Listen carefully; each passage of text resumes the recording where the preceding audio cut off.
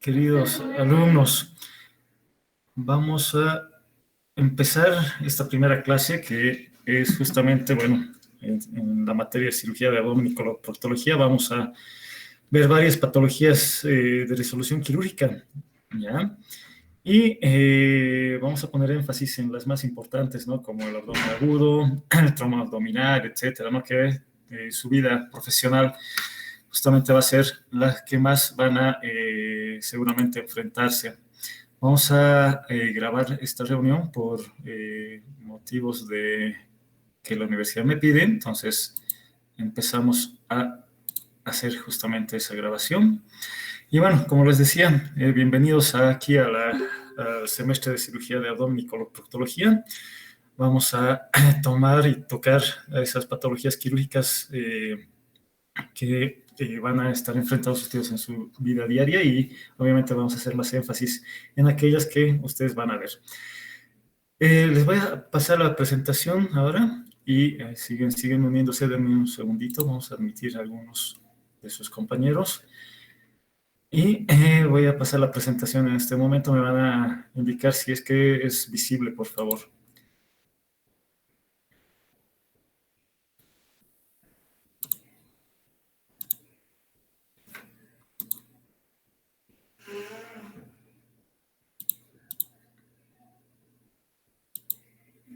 Ahora sí.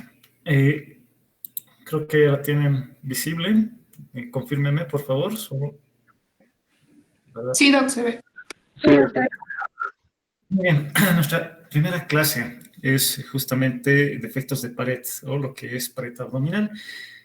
Y este es tal vez uno de las patologías que más se van a enfrentar también como médicos generales a ver todo este problema, ¿no? Que vamos a ir desglosándolo enseguida. Vamos a empezar a hablar de las hernias.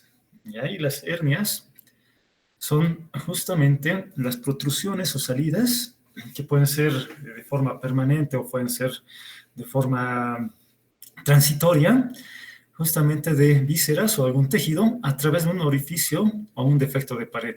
Pero algo muy importante, anatómicamente constituido, o sea, significa que tú naciste con eso, el paciente nació ya con ese conducto y a través de ese conducto o de ese orificio sale justamente la protrusión. Entonces, esto es importantísimo porque vamos a ver las diferencias con las otras patologías que les vamos a ir desglosando en esta clase. ¿Ya? Dentro de epidemiología, las hernias inguinales son más frecuentes en los varones que en las mujeres y las indirectas de mayor incidencia.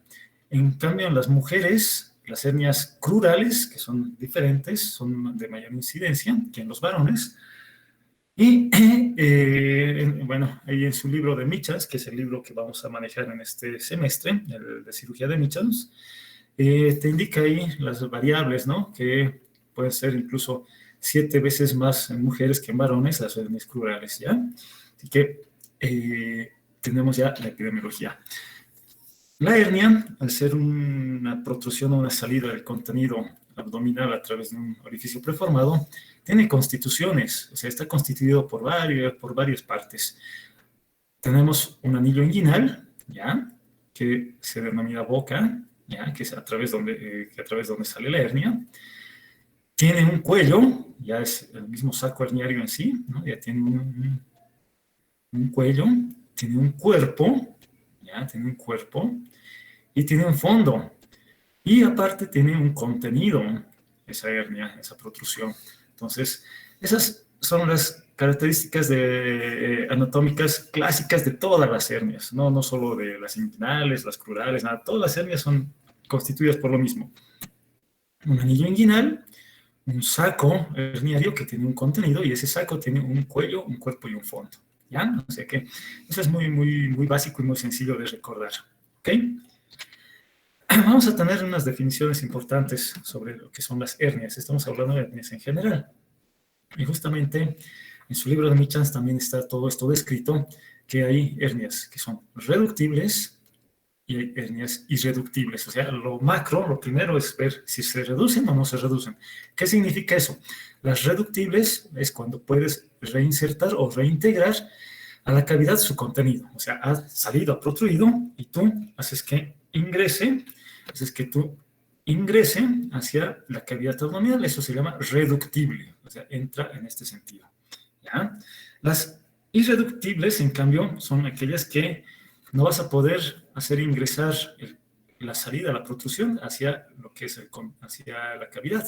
Entonces se quedan de forma permanente afuera. Esos son los dos conceptos más básicos que tienen que tener en una hernia: si es reductible o es irreductible. ¿Ya? Las reductibles pueden ser de las siguientes variables: pueden ser coercibles o pueden ser incoercibles. Y aquí te indica cómo va. Las coercibles es que una vez que las has reducido, se van a mantener espontáneamente por un tiempo.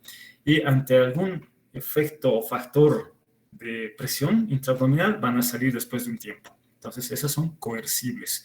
Y las incoercibles son aquellas que tú has reducido y apenas las has reducido, estás levantando la mano técnicamente y ya te está protruyendo nuevamente la hernia. Entonces, eso se llama incoercible. Y otros dos términos que consideramos dentro de las definiciones de una hernia son cuando ya se complican: ser atascadas o estranguladas. Cuando se atasca, estamos hablando más del contenido intraabdominal, que son la parte intestinal. Cuando se atasca un asa intestinal, va a haber justamente alteración mecánica del tránsito, nada más, mecánica. Entonces, el lumen del intestino se ha obstruido y empieza a dilatarse hacia la porción más proximal. Y las estranguladas son aquellas que tienen una alteración a nivel intestinal, pero con compromiso vascular. O sea, no solo han agarrado el lumen del intestino, sino que han agarrado los vasos sanguíneos más, y eso más lo están pellizcando, y eso significa que está estrangulada la hernia. Entonces, estas son complicaciones generales de las hernias. ¿Ok? Entonces, hasta ahí, no sé si tienen alguna duda. Doc, sí, una pregunta. ¿Las atascadas y las estranguladas son parte de las reductibles? Eso no entendí. No, a ver, lo primero, las reductibles son las que puedes meter a la cavidad abdominal, y las reductibles pueden ser coercibles o incoercibles. Hasta ahí es punto aparte, ¿ya?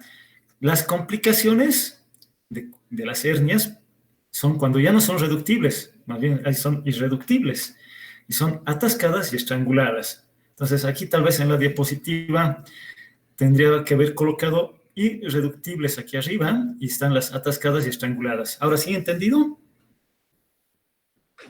Sí, ya está bien, gracias. Perfecto. Muy bien. Continuaremos. No sé si hay alguien que tenga alguna duda más para poder continuar. Ya, continuamos. Ahora, las hernias se pueden clasificar de varios tipos, ¿no? Por la parte anatómica por donde protruyen o por el contenido que tienen. Entonces, también está en su libro de Michans, que lo van a leer, ¿ya? Porque eso es condición sine qua non para aprobar también la materia, que por su contenido pueden verse enteroceles, que son justamente protrusiones del intestino delgado a través de la pared. Las hernias que también se llaman epiploceles, que son protrusiones del epiplón, generalmente es el epiplón mayor, o hernias que tienen epónimos como la hernia de Richter y la hernia de Littré. La hernia de Richter es una hernia donde solo una porción de la pared del intestino está dentro del saco.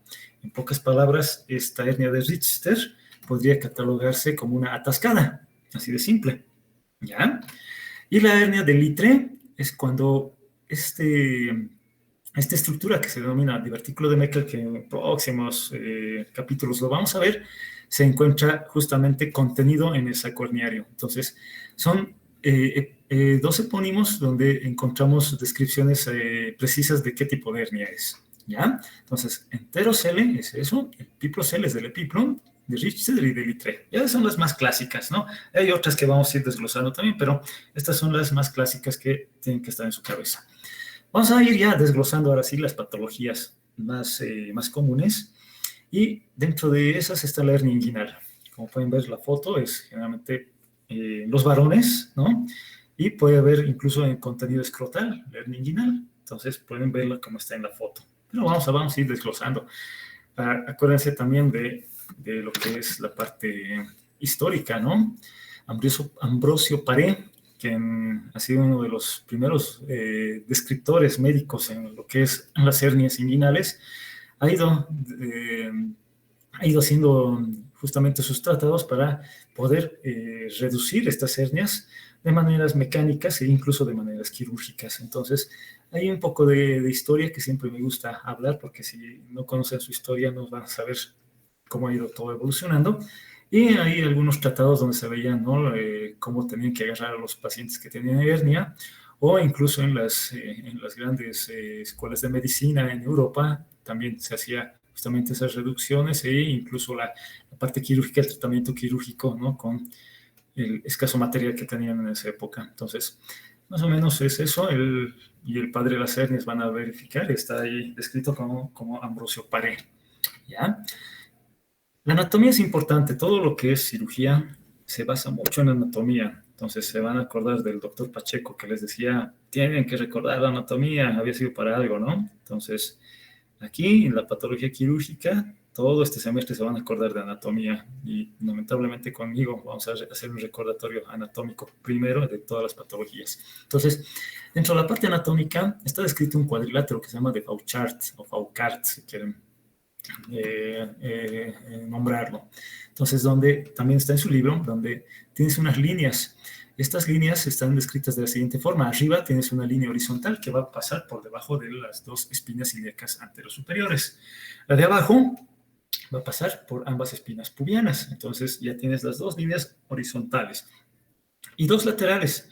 Una que está a 1 centímetro por dentro de la espina ilíaca anterosuperior, y otra que está ya en la parte medial a 1 centímetro por fuera de la línea media. O sea, se hace un cuadradito, justamente, ¿dónde está? Justamente acá. ¿Ya? Una proyección ya gráfica sería lo que estoy enmarcando más o menos, ¿ya? Entonces, espina del pubis, espinas ilíacas anterosuperiores, 1 centímetro de lo que es la línea de acá, y a 1 centímetro de las líneas de las espinas ilíacas anterosuperiores, ¿no? Entonces, ahí se hace un cuadradito, y justamente esa es la descripción, la primera descripción anatómica que deben recordar para dónde sale una hernia inguinal, ¿ya? Otra descripción que es importante y es mucho más adentro, la primera descripción es anatómica y semiológica, pero esta descripción ya es netamente del conducto inguinal, que es anatómica, y se van a acordar justamente en las disecciones que hacían en las clases de anatomía, que el conducto inguinal tiene paredes y tiene dos orificios, ¿no? Un orificio interno, que es el profundo, y un orificio externo, que es el superficial. Y a través de este conducto inguinal pasa estructuras. En el varón pasa todo lo que es el cordón espermático, etcétera, ¿no? Y en la mujer, el ligamento redondo, que se oblitera y ya no es una estructura vascular en sí. Entonces, eso es algo macro, ¿no? Pero dentro de lo que es la anatomía del conducto, aquí se los he puesto algo más didáctico para que recuerden. Y tiene una pared anterior que está hacia adelante, que es justamente la aponeurosis del oblicuo mayor. Entonces, esta es la aponeurosis del oblicuo mayor, la pared anterior. Una pared posterior, donde va a estar, que es la descripción más importante, va a estar el borde inferior del oblicuo menor y el transverso por fuera, ¿ya? Y en esa pared posterior tenemos 3 zonas anatómicas que deben ser bien conocidas por ustedes. Una externa, una media y una interna. La parte media, que es solo constituida por una estructura que es la fascia transversalis, es por donde protruyen las hernias, ¿ya? Y la externa está constituida por estas dos estructuras, la transversalis y el ligamento de Hesselbach, y la interna, el tendón conjunto, el ligamento de Colles y el ligamento de Henle. Entonces, la pared posterior tiene 3 zonas importantísimas. La pared inferior es solo la arcada crural. ¿Qué significa? Es esto, la arcada crural, ¿no? Es un ligamento que va de la espina ilíaca anterosuperior hacia lo que es la espina del pubis. Entonces, esa es la arcada crural. Entonces, esa es la parte inferior. ¿Ok? Y aparte de esa arcada está reforzada por una cintilla que es también una estructura fibrótica, que es la cintilla de Thompson, ¿ya? Pero lo más importante de esto de la anatomía es recordar la constitución de la pared posterior. ¿Ok? Aquí tenemos nuevamente la arcada crural, tienes todos los planos aponeuróticos. Como pueden ver, el orificio inguinal externo en el varón se comunica hacia lo que es la bolsa escrotal, ¿ya? Está pasando el conducto deferente a través de esto, ¿no? Y saben que embriológicamente por aquí bajan los testículos, ¿no? Y hay una parte interna donde está el otro orificio, que es el orificio profundo. Entonces, esa comprensión anatómica es importantísima para poder describir la hernia inguinal, ¿ya?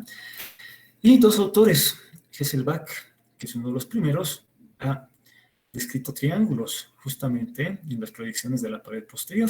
Entonces, el triángulo de Hesselbach está descrito justamente de esta forma. La parte inferior tiene a la arcada crural o al ligamento inguinal, la parte media tiene al borde externo del músculo recto abdominal y la parte más supero-externa están los vasos epigástricos. Entonces, este es un triángulo un poquito grande, pero a través de toda esta parte es donde puede hacer una protrusión, una hernia inguinal.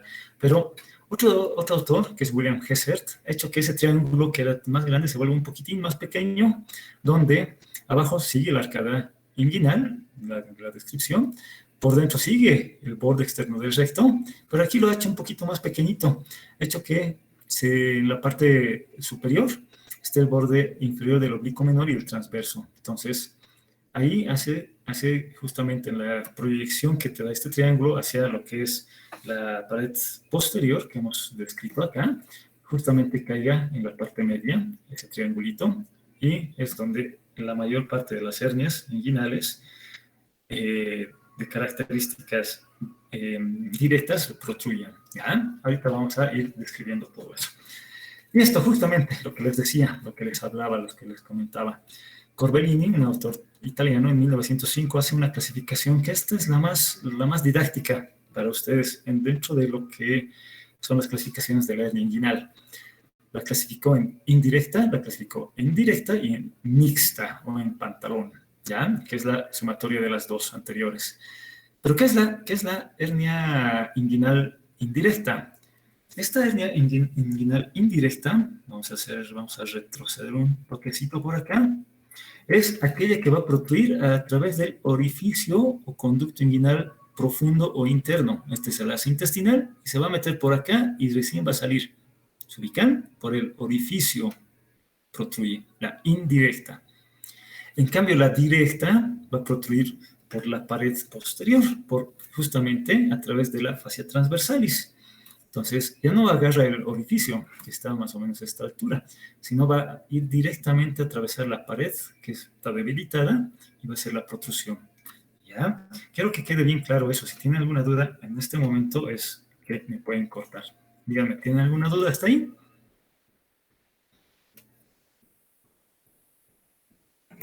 Nada, ya.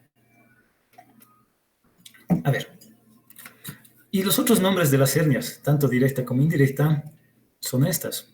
La indirecta es intrainguinal, por el tipo de camino que toma. Les he dicho que a través del conducto o a través del orificio inguinal profundo va a atravesar, entonces se denomina también intrainguinal, oblicua externa o anterior. En cambio, la directa es retroinguinal, porque protruye por la pared posterior. También se denomina oblicua interna o posterior. O sea, esta ya es de atrás y la otra es anterior, ¿ya? Y la mixta es la sumatoria de las dos. Uno atraviesa el orificio inguinal profundo y el otro atraviesa la parte posterior, o sea, la sumatoria de los dos. ¿Ok? Entonces, esa es la clasificación que deben recordar. Aquí he sacado algunas fotos para que vean que las presentaciones pueden ser muy, muy, muy llamativas, grotescas incluso, donde hay pacientes que años de años se han dejado que esto avance, ¿no? Entonces, estas hernias, cuando ya contienen el nivel de lo que es la bolsa escrotal, las llamamos inguino-escrotales, ¿ya? Y estas están técnicamente, todo lo que es el intestino se ha bajado por acá, ¿no? Entonces, tenemos intestino en la bolsa escrotal técnicamente, ¿ok? Entonces, son presentaciones mucho más grotescas, ¿no? No como la primera foto que les he mostrado. Algunas hernias son más pequeñitas, ¿no? Que son protrusiones más pequeñas. Y semiológicamente, ustedes ya han llevado semiología, les voy a hacer un recordatorio. La forma de verificar o evaluar una hernia es justamente un examen primero en bipedestación, una hernia inguinal. O sea, el paciente sí o sí tiene que estar parado para que tú evalúes.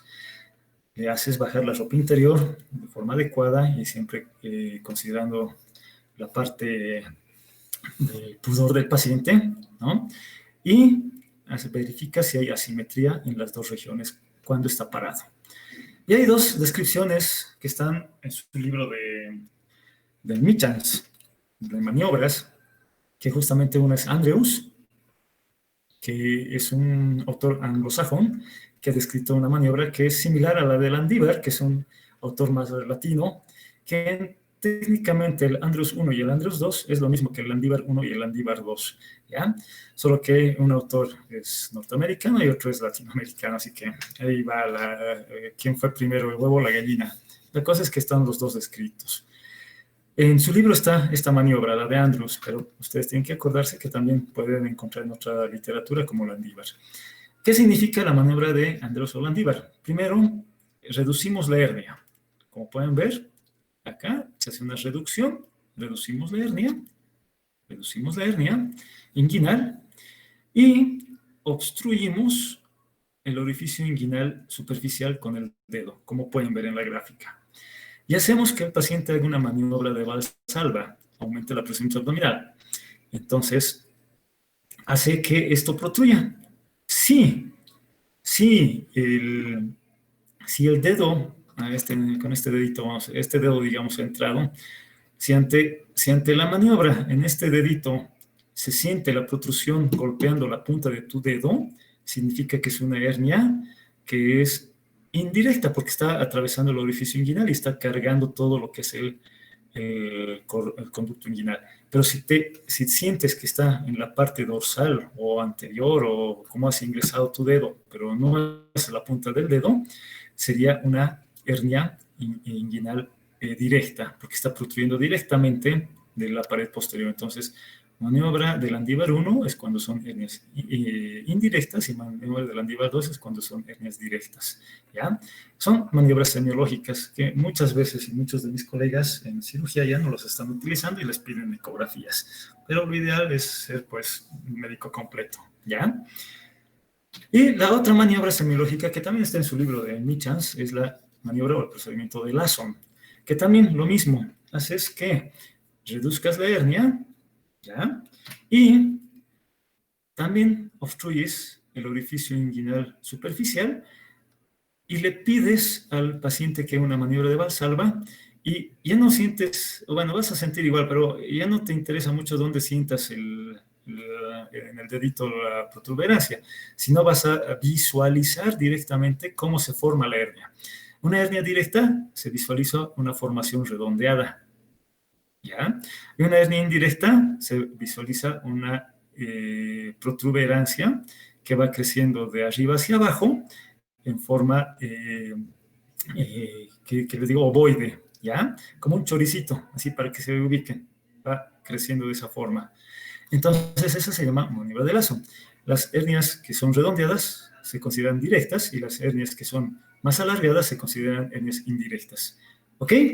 Hasta ahí es semiología. ¿Dudas? Perfecto. Parece que no hay. Vamos a ver los diagnósticos diferenciales de la hernia inguinal. Se pueden ver hernias crurales, que vamos a tocar enseguida, hidroceles, varicoceles, hematoceles, y esto es un poco más de memoria, nada más que se acuerden, ¿no?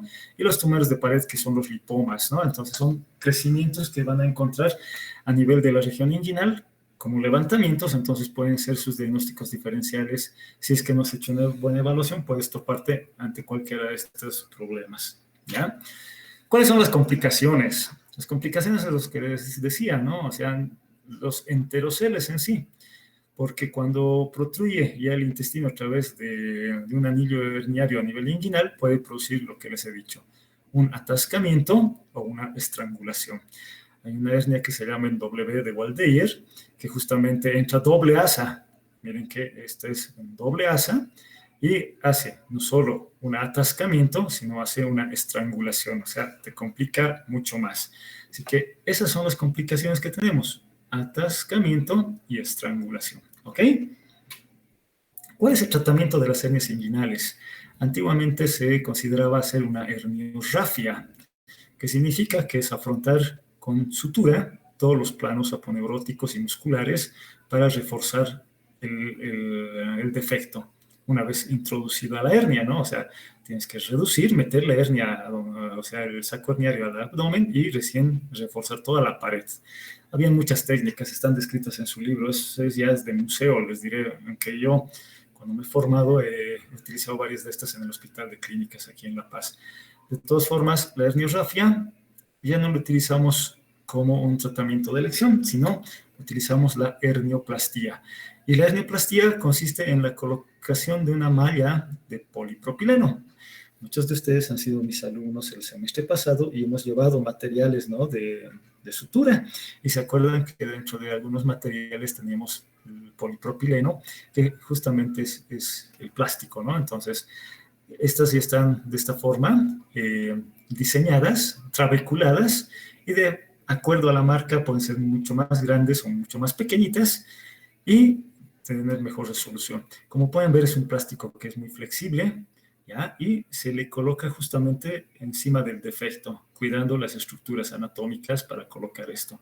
Esta se llama una técnica de Lichtenstein, que también está descrita en su libro, pero como el objetivo no es que yo les enseñe a operar, sino a diagnosticar patología quirúrgica, es que, bueno, sepan por lo menos los conceptos de qué es una herniaplastía y qué es una herniorrafia. Entonces, herniaplastía es utilización de la malla de polipropileno.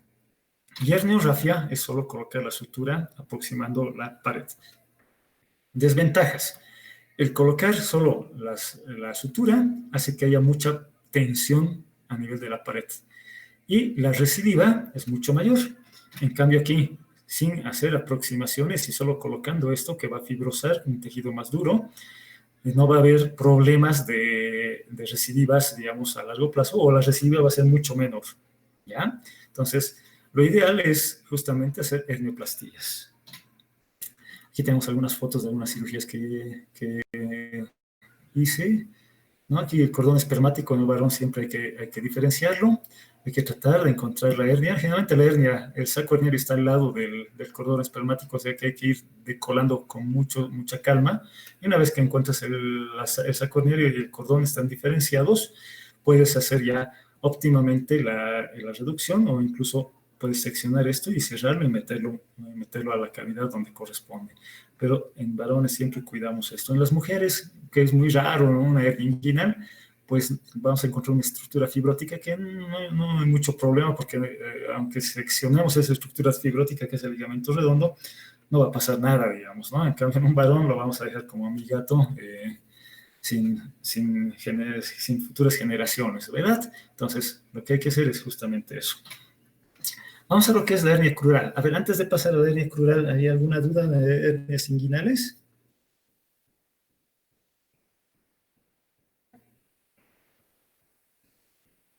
Ya. Bueno, ante la no manifestación de nadie, vamos a continuar con las hernias crurales. Como ven en la gráfica, está por debajo de la arcada inguinal, la protrusión. Ahora vamos a ir desglosando un poquito. ¿Cómo se define? Es aquella hernia que va a hacer procidencia o protrusión a través del anillo crural, que justamente el anillo crural está por debajo de la arcada inguinal. Entonces, ahí es donde protruye. Mucho más común en mujeres, ¿ya? Y tenemos que recordar la anatomía. Entonces, dentro de la anatomía tenemos 4 estructuras anatómicas que deben recordar, y eso ya lo han llevado, o sea, esto lo voy a pasar igual que la anterior hernia, un poco superficial. El anillo crural, que es justamente en la base de lo que es la arcada inguinal, el conducto crural, que es algo muy pequeñito, ahorita lo vamos a ver, creo que aquí lo tengo, aquí lo tenemos, ¿no? El anillo crural o anillo femoral se llama todo esto, que está en relación a vasos muy grandes, ¿no? Está la vena y la arteria femoral, y todavía tenemos aquí el nervio femoral, ¿no? Entonces, se van a acordar, ¿no?, de nervio, arteria y vena, ¿no?, que atraviesan el anillo femoral, pero ese anillo femoral que está por acá es donde se va a aperturar más y va a hacer la procidencia o la protrusión justamente la hernia, ¿ya? Y esta es la arcada inguinal y está justamente por debajo, ¿ok? El infundíbulo crural es justamente lo que les había mostrado, toda esta estructura donde están todas estas relaciones anatómicas, y el septum crural, donde vamos a tener justamente la separación de algunas estructuras tanto musculares como aponeuróticas, ¿ya? Esto es lo que tienen que acordarse. La hernia crural protruye por debajo del arcada inguinal, ¿ya? Eso es sumamente importante. Semiológicamente es lo que van a encontrar, lo que les dije al principio, la protrusión por debajo del arcada inguinal.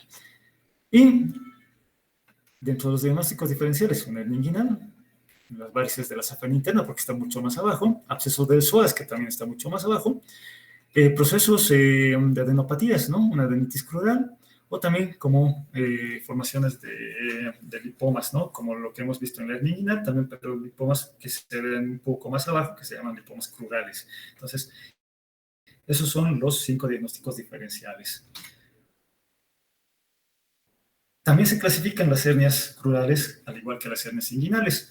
¿Y cómo se clasifican? En completas y completas. Las incompletas, aquí vamos a hacer, no van a atravesar la fascia cribiformes. Entonces, van a estar por encima de esta fascia, ¿ya? En cambio, las otras van a ser las completas, que van a salir a través de la fascia cribiformes y van a ser mucho más grotescas y son más evidentes. Muchas veces la paciente que llega indica que siente que hay una protrusión, pero cuando le haces la revisión, que es técnicamente igual que la hernia inguinal, de bipedestación, es otra simetría. Entonces, eso es lo que les hace dudar muchas veces a los cirujanos que recién han ingresado y piensan que no hay nada. Y es por eso que completamos la evaluación con ecografía, la ecografía de partes blandas en región inguinocrural, ya sea derecha o izquierda. ¿Okay? Entonces, justamente es de esa forma la clasificación. Y hay otra clasificación que son menos frecuentes que se utilizan, ¿no? La crural interna de Laugier, la pectínea o la retrovascular, de acuerdo por dónde salen, pero es más complejo porque tendrías que haber visualizado de forma directa este tipo de hernia, ¿no? O sea, ya en una cirugía, que es incluso mucho más complejo. ¿Por qué? Porque el tratamiento en sí de la hernia crural, que no vas a cortar directamente sobre la hernia, o sea, no se aconseja hacer la reducción directamente de un corte sobre esto porque el defecto está más arriba. Entonces, lo que hacemos es inguinalizar la hernia crural. Entonces, le haces un corte a nivel inguinal y por arriba, por el conducto inguinal, vos vas jalando la hernia crural para que la inguinalices, cierras el defectito con un puntito y se solucionó todo. O puedes hacer un tratamiento por vía preperitoneal que está también recomendado sin aperturar el plano del conducto inguinal, ¿ya? Y estas dos hernias, la hernia tanto crural como inguinal, la hernia crural como inguinal, también puedes hacer una resolución por vía laparoscópica. Entonces, puedes ingresar con 3 puertos, un umbilical, uno suprapúbico y otro lateral, y haces la reducción a través de lo que es la parte intraabdominal, ¿ya? O haces por vía preperitoneal, también lo mismo, por vía laparoscópica, y solo cierras las fascias, nada más. Entonces, esas son técnicas, como les digo, no les voy a enseñar cada técnica en detalle porque lo que yo necesito es que ustedes como médicos generales aprendan a diagnosticar y hacer un seguimiento de la hernia y de las posibles complicaciones, ¿ok? Entonces, eso es lo que son las hernias inguinales y las hernias crurales. Vamos a ir a otro tipo de hernias que también van a ver, y también se ven en los niños y en las embarazadas harto, que es la hernia umbilical. Cuando ustedes vean un ombligo que es medio deforme, como en este caso solo se ve como una C, es una hernia umbilical, de hecho. O sea, es muy sencillo de identificar. La anatomía de la cicatriz umbilical es justamente lo que ven. Y el tejido celular subcutáneo, una capa aponeurótica, y listo, tejido preperitoneal. O sea, ahí estás entrando al peritoneo. O sea, es algo muy laxo, ¿no? Por eso ese lugar, en la cicatriz umbilical, por cambios de presión, puede tener una protrusión el contenido intraabdominal. ¿Cómo se clasifican las hernias umbilicales? Pueden ser congénitas en el recién nacido, así nacen, por defectos de la formación del recién nacido. Hernia umbilical infantil desde la semana de nacido hasta el año de nacido. Eso es también por cambios de presión intraabdominal, lo van a llevar seguramente en pediatría, yo soy cirujano de adultos, pero algunas veces vemos estas situaciones en niños en el hospital. Pero estos dos tienen una resolución muchas veces no quirúrgica, ya que la pared abdominal está en desarrollo en este periodo. Lo que hacen es colocar a nivel del ombligo un botón o incluso una moneda y le pones 2 parches de esparadrapo, o sea, de tela adhesiva, y esperas que vaya creciendo el paciente. Y así se va fortificando la pared y no necesitas una resolución quirúrgica en sí. Pero bueno, eso se lo va a explicar seguramente el pediatra cuando esté en pediatría. Y lo que sí es una resolución quirúrgica, sí o sí, es una hernia umbilical del adulto. Y esta generalmente se da en la segunda década de la vida y es más en mujeres. ¿Por qué? Porque están en las etapas de gestación, hacen un aumento intraabdominal importante y hace que protruya a través de la cicatriz umbilical pues, el contenido abdominal. Esas sí tienen resolución quirúrgica. Y dentro de la resolución quirúrgica, la descripción son 3. La que generalmente hacemos es una técnica de Mayo, que es colocar la poneurosis de arriba sobre la poneurosis de abajo. Por eso se llama chaleco sobre pantalón. Más o menos haces una incisión acá, de esta forma, o transversal, o puedes hacer así forma para que no se vea tan feo el ombligo. Pero la poneurosis que está arriba, la bajas hasta acá y haces como un parchecito, la de arriba con la de abajo. Esa es la técnica de Mayo. En cambio, la otra técnica, la de seno, es al revés. Agarras la poneurosis de abajo y la pones encima de la poneurosis superior. No hay mucha diferencia, ¿no? O sea, es solo cuál va primero. Y la última, que es más compleja y que no utilizamos, se llama de Morestin. Es una invaginación múltiple transversal que tendríamos que ir acoplando, en pocas palabras, a ver si se va a poner, hacer como un corte en cruz, se hace una apertura acá, pero colocar las aponeurosis superiores y brincar las aponeurosis inferiores, pero en forma radial, digamos. Pero eso es algo que anatómicamente es muy complicado de hacerlo, ¿no? Porque no puedes lograrlo. Pero está en la descripción clásica de tratamientos quirúrgicos de la hernia umbilical, ¿ya? Dentro de otro tipo de hernias está la hernia epigástica y son las que se van a producir en la línea media entre lo que es la cicatriz umbilical y la apófisis sifoides. Entonces, esas hernias están en esa línea, o sea, no solo es en el epigastrio, sino todo lo que va a ir en esa línea. Y la misma, ¿no? O sea, tienes la constitución anatómica que cambia por presión, etcétera, y esa es la causa en sí de la formación de este tipo de hernia. La hernia de Spiegel va a ser la que va a protruir por la línea semilunar, ¿ya? Estas son hernias que se encuentran en líneas paramedianas, digámoslo así, ¿no? En el músculo recto anterior. Entonces, ¿en qué sentido? A ver, se los voy a poner aquí. Son las que, esta es la línea media, y esas hernias de Spiegel protruyen aquí, en las líneas paramedianas, ¿ya? O sea, al lado de los rectos. Esas son las hernias de Spiegel, son bien raras de ver, son sumamente raras. Casi en 15 años de carrera o de profesional he visto 2 veces ese tipo de hernias, ¿ya? Y las hernias, otro tipo de hernias que están descritas también en su libro, son la isquiática a nivel glúteo, que es rarísimo, que lo vi solo una vez, las obturatrices, ya a nivel del orificio del obturador, y las lumbares, que es en la región lumbar, que también son sumamente raras de encontrar, ¿no? Porque obviamente son en pacientes que tienen otras alteraciones anatómicas o tienen otras alteraciones incluso cromosómicas que están asociadas, digamos, a este tipo de malformaciones. Pero es sumamente raro ver, ¿ya? Bueno, vamos a pasar de las hernias a otro defecto de la pared que se llama evisceración. Como pueden ver en la foto es cuando salen los órganos a través de un defecto. Pero aquí está la diferencia, ¿no? Dentro de la evisceración, es justamente, debe haber algún defecto adquirido, ¿no? O sea, un corte previo, que te lo pueden hacer un cirujano o te lo puede hacer un asaltante, en este caso es un asaltante, y aparece o sale, en este caso, todo lo que es el contenido intestinal.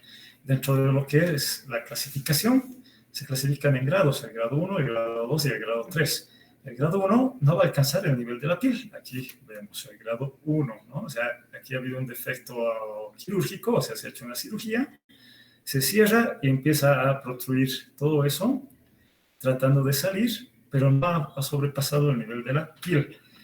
El grado 2, un sector de las vísceras van a superar el nivel de la piel, pero no sobrepasan el borde mesentérico. O sea, pasan el borde de la piel, pero el mesenterio, que es las estructuras vasculares, no sobrepasan eso.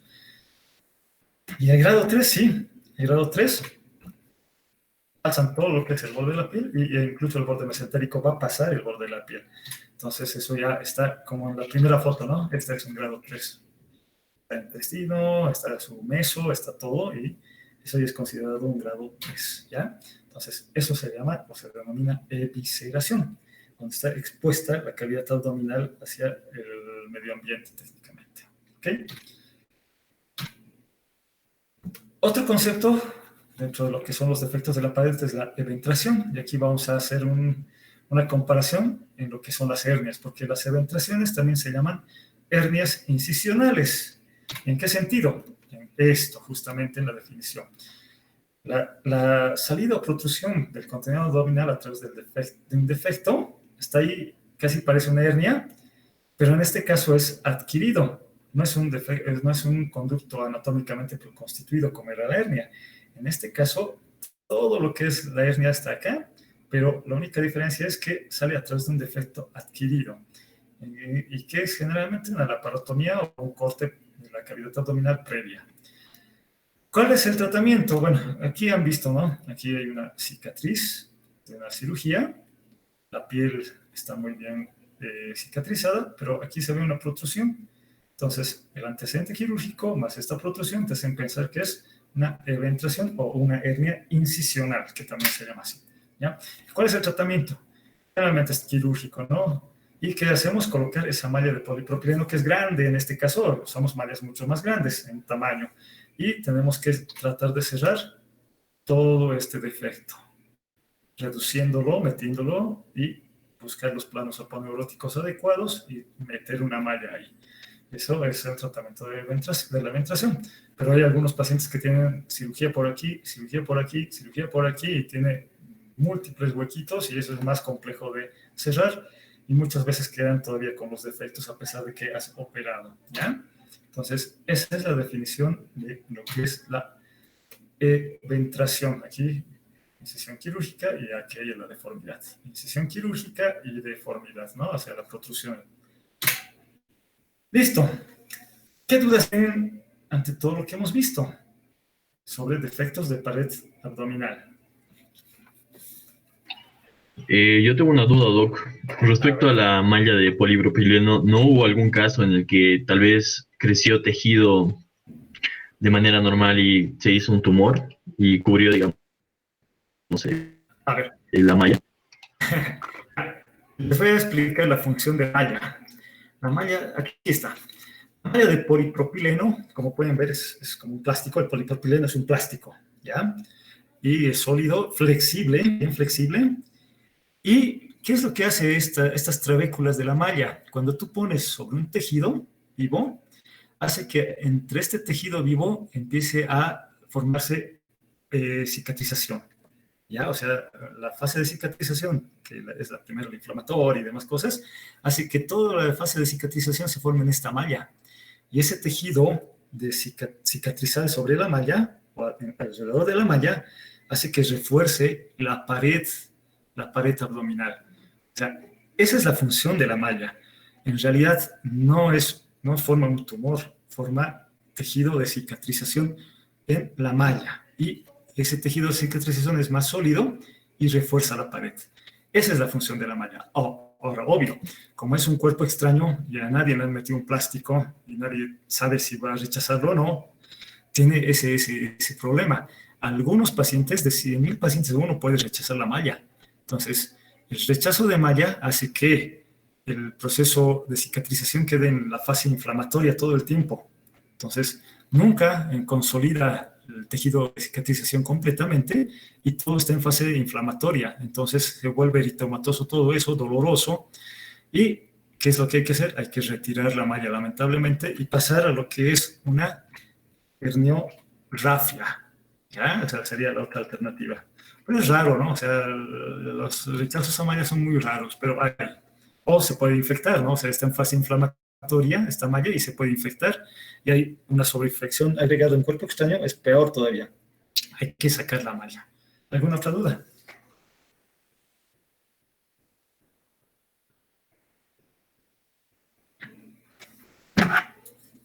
¿Comprendido todo? Pase de preguntas entonces. Doc, una consulta. ¿La diástasis de rectos entraría dentro de una hernia o qué tipo de defecto es? La diástasis de rectos, a ver, vamos aquí. Esto te voy a explicar bien.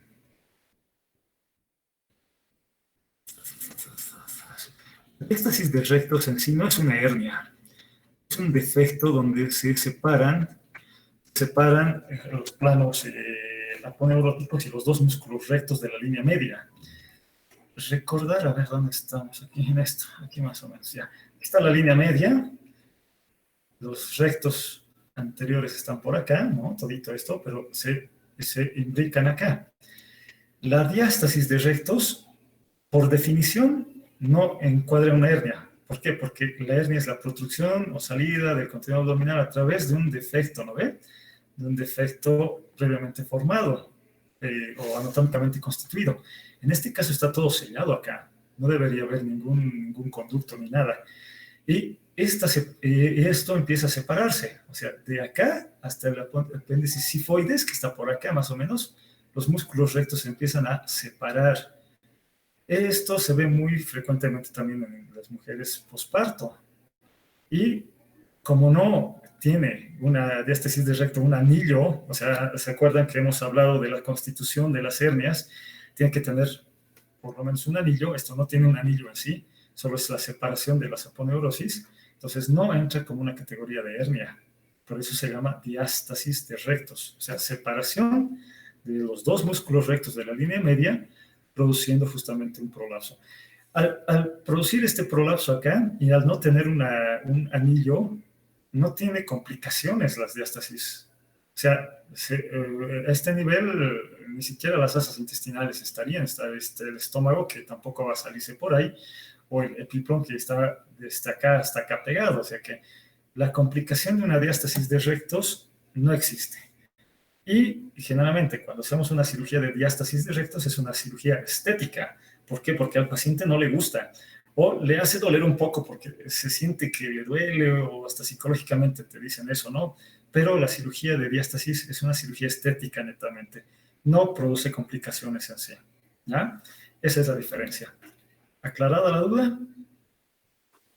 Sí, Doc, gracias. ¿Alguien más tiene alguna duda?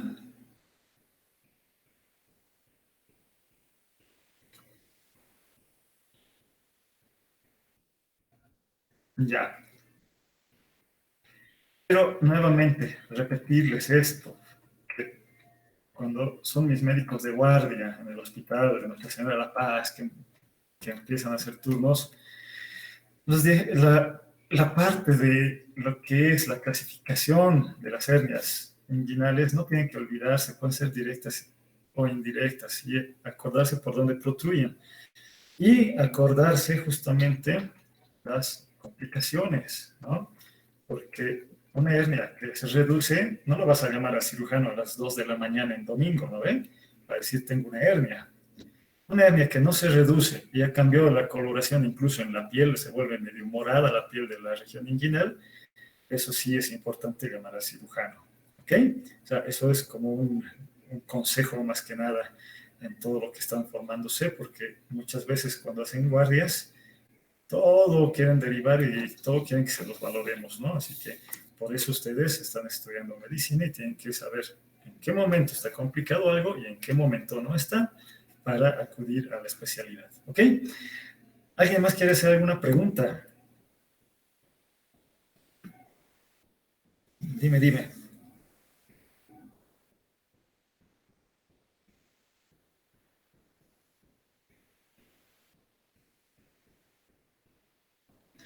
No, a ver, en el principio hemos hecho una clasificación de todo lo que es las generalidades de las hernias. Dentro de las hernias pueden clasificarse por su contenido. O sea, de acuerdo a lo que encuentres, pues puedes darle un nombre. Si es intestino, se llama enterocele. Si es epiplón, porque puede estar el epiplón, es epiplocele. A veces está incluso la vejiga en una hernia inguinal. ¿Ya? Entonces, es una hernia con la vejiga en el saco herniario. Las hernias de Richter, que es también intestinal, las hernias de Littré están en el divertículo de Meckel. Alguna vez las hernias están protruyendo hasta el apéndice secal o el ciego se mete en una hernia. Entonces, todo lo que está dentro de lo que es la cavidad abdominal y es móvil puede ingresar a un saco herniario y prolapsar. O sea, no es exclusivamente que el intestino es el que se va a salir. Ahora, el intestino es el que se va a complicar, ¿no? Con lo que les he dicho. El intestino es el que se complica justamente produciendo atascamiento o estrangulamiento. ¿Ok? Despejada la duda, ¿verdad? Ok. ¿Alguien más?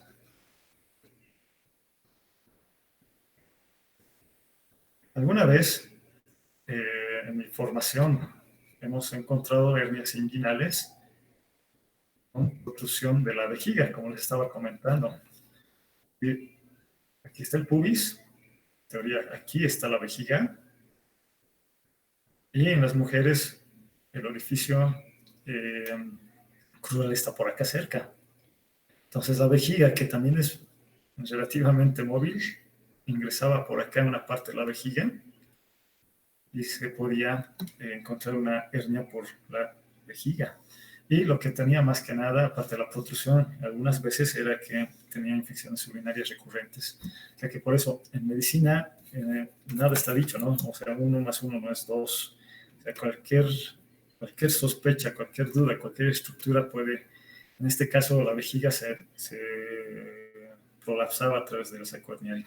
¿Ya? Así que tienen que tener en la cabeza todo esto, lo que es la parte anatómica, la parte de las complicaciones en las hernias y orientar bien a los pacientes. Muchas veces el paciente primero va al médico general y el médico general es quien tiene que explicar cómo o qué es lo que hay que hacer, ¿ya? Así que por eso les he explicado incluso algunos conceptos de lo que son las técnicas de cierre de las hernias. Miren, ¿alguien más tiene alguna duda?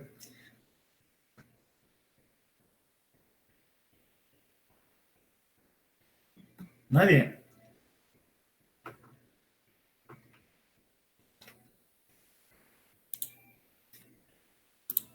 A ver. Bueno.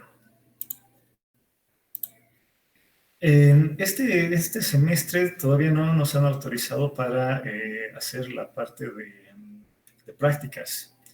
Supongo que será a medida que vayan disminuyendo los casos en la pandemia y ingresemos con mayores medidas de bioseguridad. Ahorita ingresar a quirófano es bien complejo y hacer cirugías programadas son muy, muy poquitas las que hacemos. Generalmente son las de emergencia.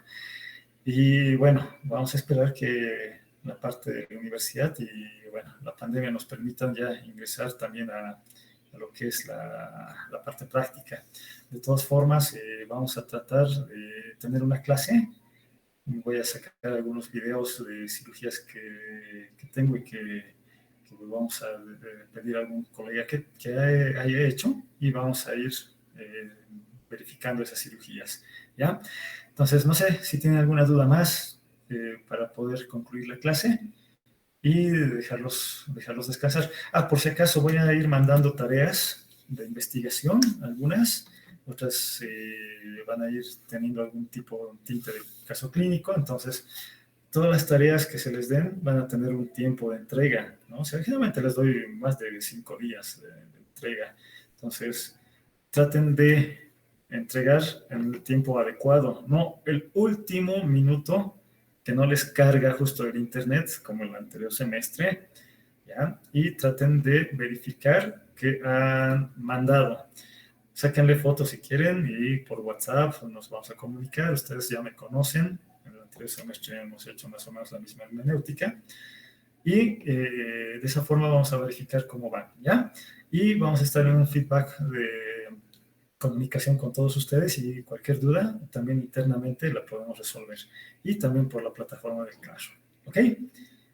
Muy bien, chicos, creo que nadie más quiere tomar la palabra o hay alguien más que quiere tomar la palabra y si no es así, nos despedimos hasta la próxima semana.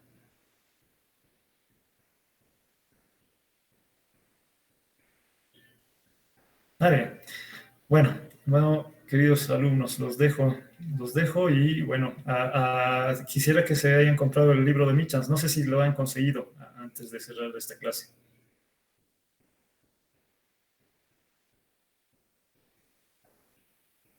Adriana Barriga, ¿puedes contestarme? Sí, doctor, no lo he conseguido. No has conseguido, ya. Voy a buscar, creo que tengo el PDF y se los voy a cargar a la plataforma.